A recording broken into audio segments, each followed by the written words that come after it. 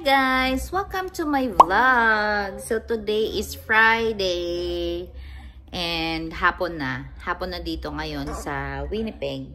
Si Kuya Ann, si Alicia ay naglalaro sa kwarto and kami ni Pio ay nandito lang sa labas.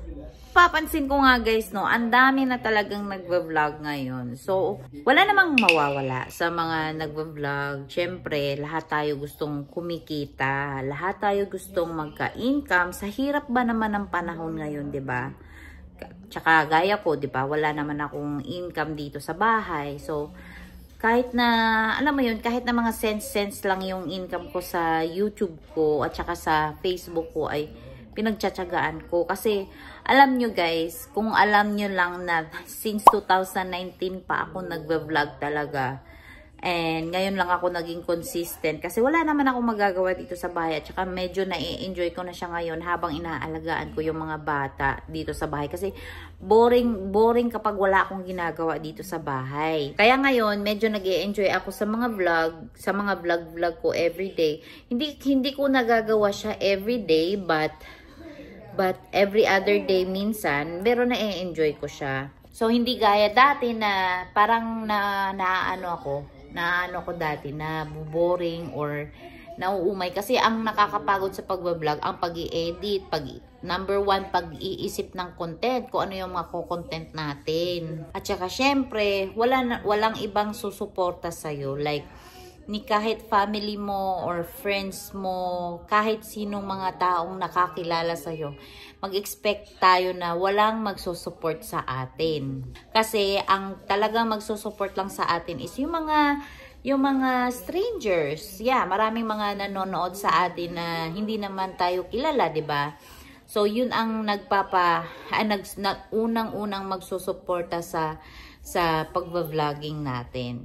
At saka kailangan lang talaga consistent. Ang nangyari kasi sa akin, kahit na 5 years, almost 6 na pala, almost 6 years na ako nagva-vlog. Kahit na almost 6 years na ako nagva-vlog, wala pa din akong income kasi nga, hindi ako consistent. Kailangan lang kasi talaga consistent kang magva-vlog. Tapos, alam mo yun, yung magaganda yung mga content.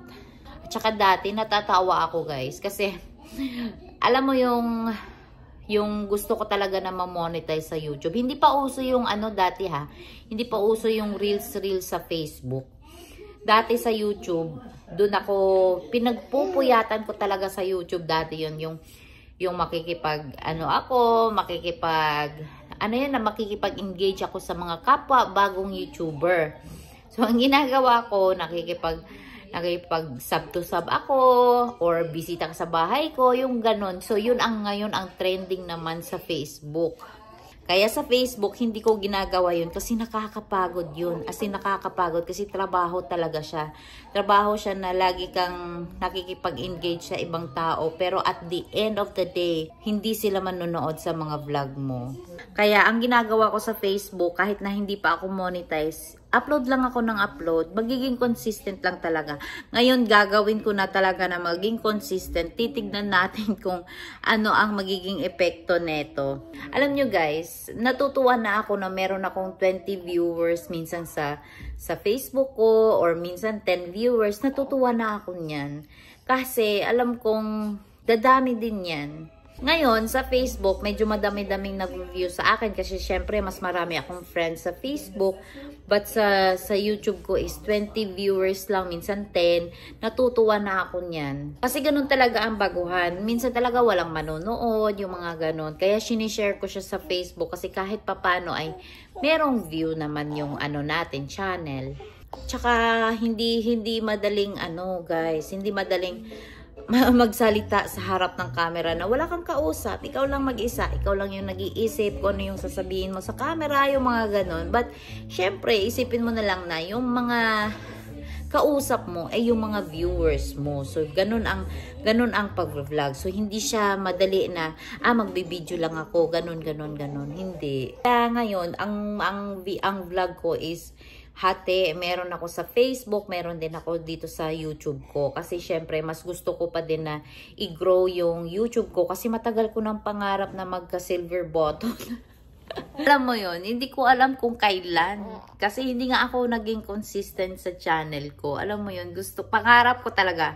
Pangarap ko magka 10,000 subscribers lang. Yung mga gano'n. Kahit hindi na muna yung silver button kasi masyado nang mataas yun. Pero alam nyo guys, pangarap ko talaga dati pa yun. Ito pa ang nakakatuwa. Kahit na 5,000 subscribers pa lang ako, or mga 2,000 pa lang dati pala. Kasi ano na lang ako napaisip na lang ako bakit dumami yung subscriber ko kahit na hindi ako naging consistent dati. Pero nung alam nyo guys, kahit na ganyan lang yung subscriber ko, nung pumunta kami ng Seafood City, may nakakilala sa akin. Habang namimili kami doon ng asawa ko, nung last summer yata yun, may tumawag sa akin. So sabi ko, sino to? Kasi syempre hindi ko man kilala. So nagpakilala siya sa akin. Tapos sabi niya na inaabangan daw niya yung channel ko dati, nung nasa Pilipinas pa lang sila. Sabi ko, nakakatuwa din pala, no? Kasi kahit na, alam mo yun, kahit na hindi ako naging consistent, meron din palang nag-aabang na, alam mo yung hindi ko kilala. Tapos pag na-meet mo, nakakatuwa, nakakataba ng puso. Kasi kahit papano ay may makakakilala sa atin, di ba? Natawa na nga lang si Kevin sa akin kasi syempre pati siya nakilala. Kasi bibihira kasi sumasama yung asawa ko sa vlog kasi nga nahihiya siya sa camera. Kaya ako lang lagi. Kung napapansin nyo guys, ako lang lagi. Pero suportado ako ni Kevin sa vlogging ko. Gusto niyang lumago yung channel ko. Gusto niyang dumami yung mga subscribers ko. Kaya lagi niya akong pinupush na, ano yung content mo ngayon? Ano yung i-upload mo ngayon? Yung mga ganun. Kaya pasalamat lang din ako na sinusuportahan ako ng asawa ko. So sa mga bago kong subscribers, maraming salamat Kasi hindi ko kayo kilala. Maraming salamat talaga kasi alam nyo guys, yung mga views nyo, malaking tulong na sa akin.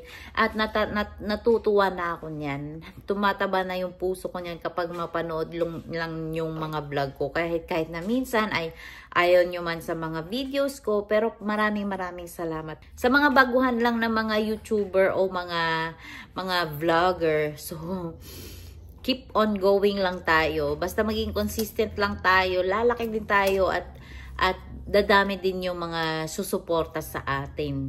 Ngayon na home mom kasi ako, kaya siguro magiging consistent na ako sa mga gagawin ko kasi nga wala akong ginagawa dito sa bahay at may time akong mag-edit. Ayan yan, yung mga anak ko naglalaro lang dyan. Si Pio naman ay tulog. Yan. So, habang naghihintay kami ni Daddy, hapon na kasi dito ngayon. Habang naghihintay kami ni Daddy na umuwi kasi mamaya pa yun. So, ganun ang ginagawa ko. Dito yung pwesto ko. Mag-i-edit ako ng mga mga videos. Tapos i-upload ko sa Facebook. Tapos mag-i-edit na naman ako. Upload ko sa YouTube. Kasi, isang take lang ako ng mga videos ko. Tapos, iiba-iba ko lang ng edit. Kaya, minsan, ang mga vlog ko is late na. Or ngayon, gaya ngayon, up to date yung vlog ko ngayon. Kasi nga, pag napupuno kasi din yung memory ng cellphone ko. Cellphone lang gamit ko sa pagbablog. Mas gusto ko kasi dito sa phone kasi, pagkatapos ko mag-vlog, diretso na din ako mag-edit. But, ang alam nyo guys, iniipon ko ngayon yung income ko sa YouTube kasi pangarap kong bumili din ng magandang camera kasi syempre para din magiging maganda na yung quality ng mga videos natin. Tsaka si Pio, tinan mo, nakikinig sa akin habang nag-vlog ako. So, ang nakakatuwa lang no, yung mga anak ko, yung mga #1 supporter ko talaga, yung family ko at saka yung asawa ko. Sila talaga ang #1 supporter ko. So, hanggang dito na lang guys. Mag-vlog lang tayo ng mag-vlog hanggang sa lumago tayo. So, sa mga bagong subscriber ko, maraming salamat. At saka sa mga hindi pa nakapag-subscribe, please subscribe my channel and don't forget to like, share my video and mag-comment lang kayo kung ano yung mga gusto nyo, mga alam nyo, i-comment yung mga ganon. So, see you to my next vlog. Bye!